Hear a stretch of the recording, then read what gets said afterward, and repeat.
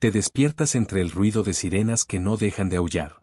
La calle está vacía, la niebla se abraza a los edificios y una sombra se desploma en el asfalto, los ojos vacíos como si la vida se hubiera escapado de su cuerpo. En ese instante la realidad se vuelve una pesadilla que ya habías visto en series de terror, pero ahora el frío sudor en tu frente no es imaginario. ¿Qué harías si el virus que solo conoces por la pantalla se convirtiera en la amenaza que atraviesa tus pulmones? Esa pregunta nos lleva a lo que vamos a desmenuzar hoy, un virus que convierte a sus víctimas en algo parecido a los muertos vivientes, pero sin la magia de Hollywood. Solo con la cruda ciencia que la biología, la epidemiología y la psicología humana pueden ofrecer. Los virus son los depredadores más silenciosos del planeta. No tienen ojos, ni garras, solo el código que les permite invadir células y reprogramarlas. Un zombivirus no es una criatura sobrenatural, sería una combinación mortal de neurotropía, manipulación del comportamiento y una alta tasa de transmisión.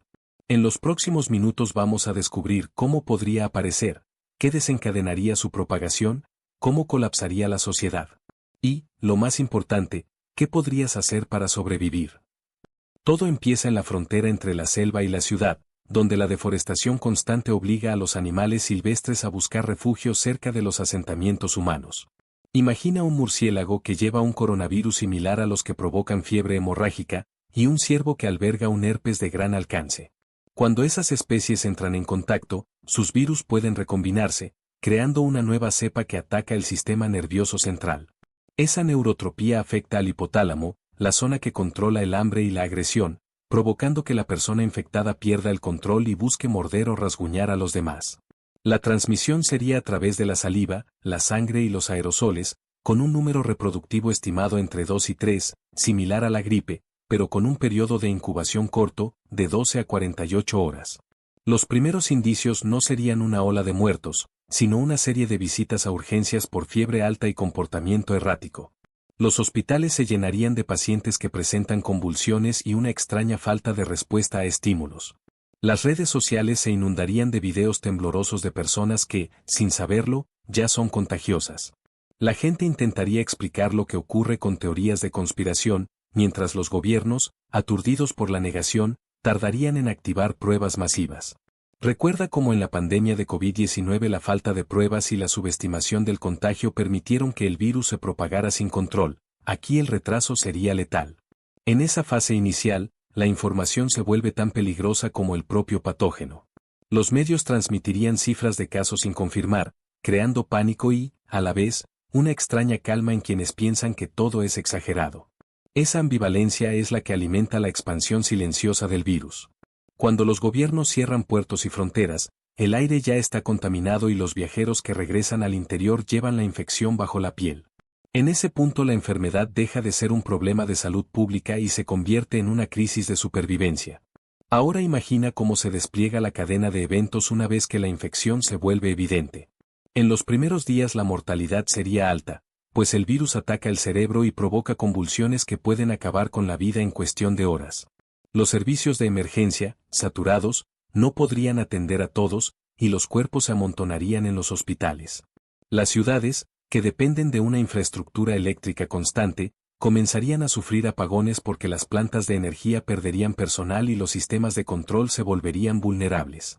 Sin electricidad, los sistemas de calefacción colapsarían, y el frío invernal se volvería una amenaza adicional. A medida que pasan las semanas, la escasez de alimentos se convertiría en la nueva guerra. Los supermercados, sin personal y sin energía para refrigerar, dejarían de reabastecerse. Los mercados informales aparecerían, pero la violencia se dispararía porque la gente buscaría cualquier recurso para sobrevivir. Las migraciones masivas se iniciarían hacia zonas más templadas, donde el clima no sea tan extremo, generando conflictos fronterizos. Los gobiernos intentarán imponer cuarentenas, pero la falta de recursos y la desconfianza popular harán que esas medidas sean imposibles de aplicar. La economía mundial, basada en la cadena de suministro global, se rompería, y los mercados financieros colapsarían en cuestión de días.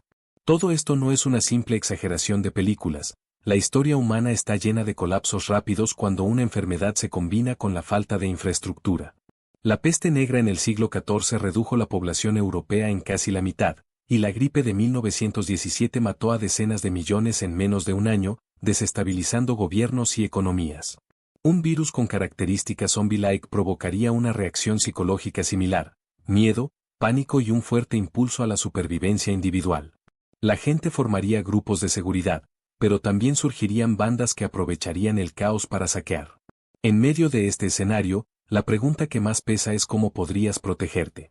Primero, entender que el contagio ocurre principalmente por contacto cercano y por fluidos corporales te permite diseñar medidas simples pero efectivas. Mantener distancia, usar mascarillas de alta filtración y desinfectar superficies son los primeros pasos.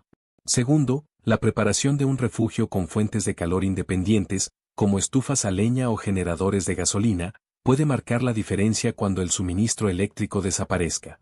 Tercero, almacenar alimentos no perecederos y agua potable será crucial para sobrevivir las primeras semanas sin acceso a mercados. Ahora, mientras analizas todo esto, cuéntame en los comentarios qué estrategia crees que sería la más eficaz para enfrentar una pandemia de este tipo.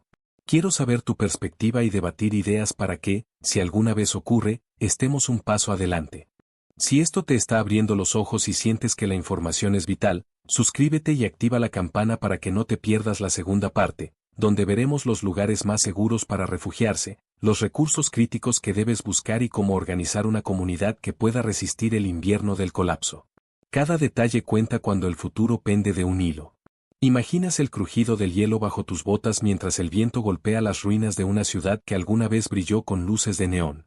En ese silencio, cada respiración se vuelve un acto de voluntad. Allí, en medio del caos, la verdadera cuestión pasa de la teoría a la práctica. ¿Dónde podrías encontrar un refugio que no se convierta en una trampa mortal? Los primeros indicios señalan que las latitudes más templadas del planeta, esas franjas que evitan los extremos de calor y frío, serían los últimos bastiones de la supervivencia humana. Regiones montañosas con acceso a fuentes de agua subterránea, bosques densos que ofrecen madera para el fuego y una capa natural de aislamiento, se convierten en puntos estratégicos. Sin embargo, la cercanía a recursos vitales también atrae a otros grupos, y la competencia por el espacio puede desencadenar conflictos tan brutales como los que provocaría el propio virus. Si decides establecerte en una zona rural, la prioridad número uno será la generación de calor. Un fuego constante, alimentado con leña seca y protegido de la lluvia, puede mantener la temperatura corporal por encima del punto de congelación durante semanas.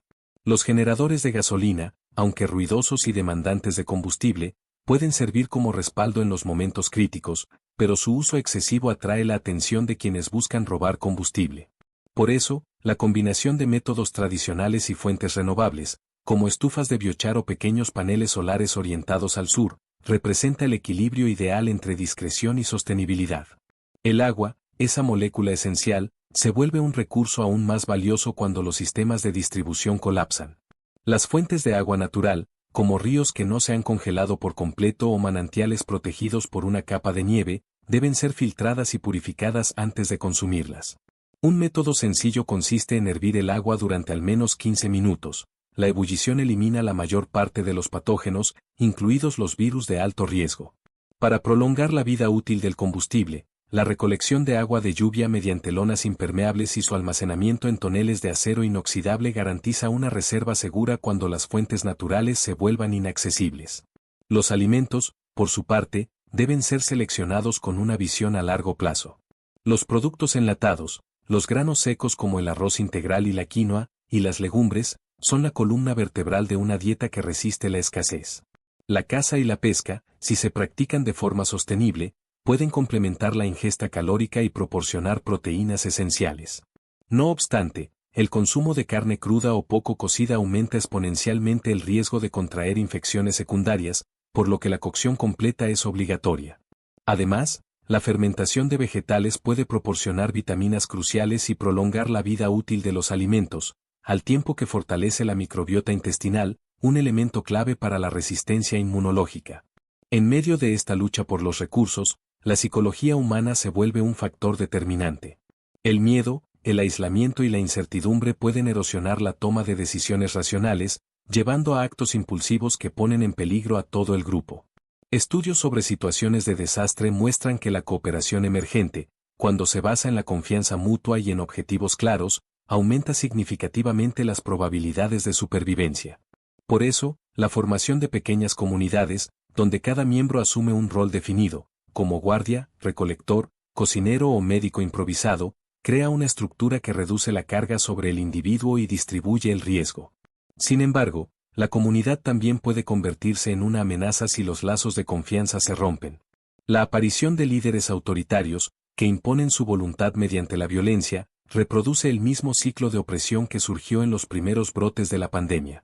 Por ello, la transparencia en la toma de decisiones y la rotación de responsabilidades son mecanismos que limitan el abuso de poder. Un consejo abierto, donde se discutan abiertamente los planes de acción y se revisen los recursos disponibles, mantiene a todos alineados y evita la fragmentación del grupo. Mientras construyes tu refugio, no subestimes la importancia del silencio. En momentos críticos, el ruido excesivo atrae a los caminantes infectados, cuyos sentidos agudos detectan cualquier vibración. Un entorno tranquilo, con puertas bien selladas y ventanas cubiertas con láminas de plástico grueso, reduce la probabilidad de una invasión inesperada. El uso de luces rojas de bajo consumo, en lugar de luces blancas intensas, ayuda a mantener la visibilidad sin revelar tu posición a distancia. A medida que los días se convierten en semanas y las semanas en meses, el clima se vuelve más riguroso. La falta de energía eléctrica obliga a improvisar sistemas de calefacción alternativos, como estufas de leña con conductos de ventilación que evacúan el humo sin comprometer la seguridad. El aislamiento térmico de los refugios, mediante capas de materiales como la lana de oveja o el aislamiento de corcho, disminuye la necesidad de combustible y prolonga la vida útil del calor generado.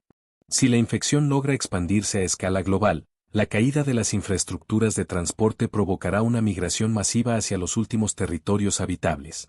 Los corredores naturales, como los valles fluviales rodeados de montañas, servirán como rutas de escape, pero también como frentes de confrontación entre grupos en competencia.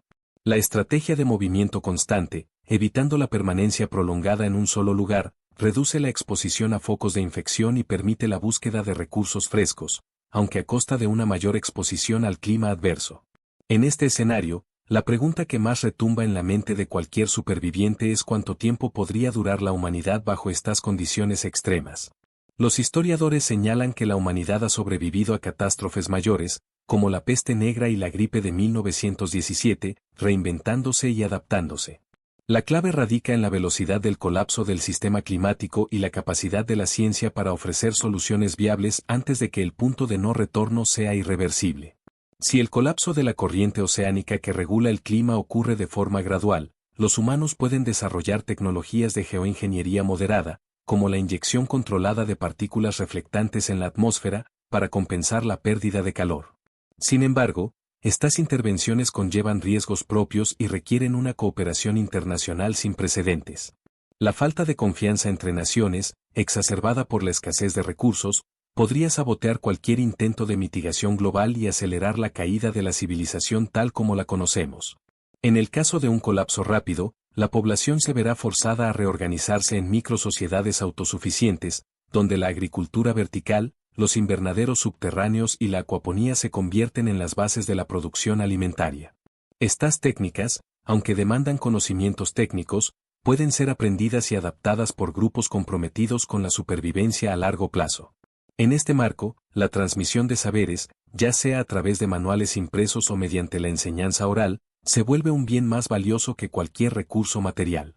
La duración de la humanidad también depende de la capacidad de los individuos para mantener la salud mental en condiciones de aislamiento prolongado y amenaza constante.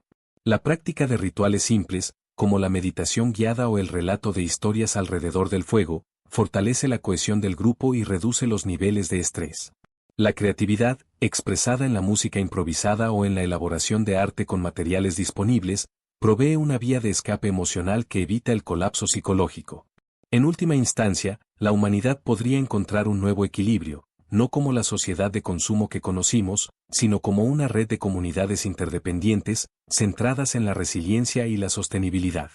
Esta transformación no será fácil, implicará la pérdida de innumerables vidas, la reconfiguración de los valores culturales y la aceptación de un mundo donde el control total sobre el entorno sea una ilusión.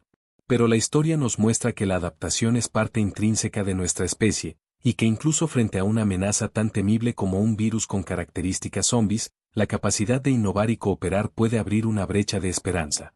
Ahora, mientras reflexionas sobre todo lo que hemos analizado, dime, ¿Qué estrategia crees que sería la más eficaz para protegerte en un escenario así? ¿Preferirías aislarte en un refugio aislado o unirte a una comunidad que comparta recursos y conocimientos? Deja tu respuesta en los comentarios. Cada perspectiva enriquece el debate y nos ayuda a construir un plan colectivo más sólido. Si este recorrido te ha dejado con la piel de gallina y sientes que la información es crucial para estar preparado, no olvides suscribirte y activar la campana.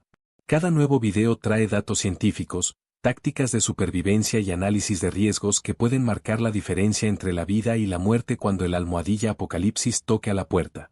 Comparte este contenido con quien necesite estar alerta. La unión hace la fuerza y la difusión del conocimiento es la mejor defensa contra el almohadilla fin del mundo. Recuerda, en este mundo donde el almohadilla colapso parece inevitable, la diferencia entre el caos y la supervivencia radica en la preparación y la capacidad de adaptarse rápidamente. Mantente atento, mantente informado y, sobre todo, mantente vivo. Cada segundo cuenta, y el futuro de la humanidad depende de las decisiones que tomes hoy. Código Extinción.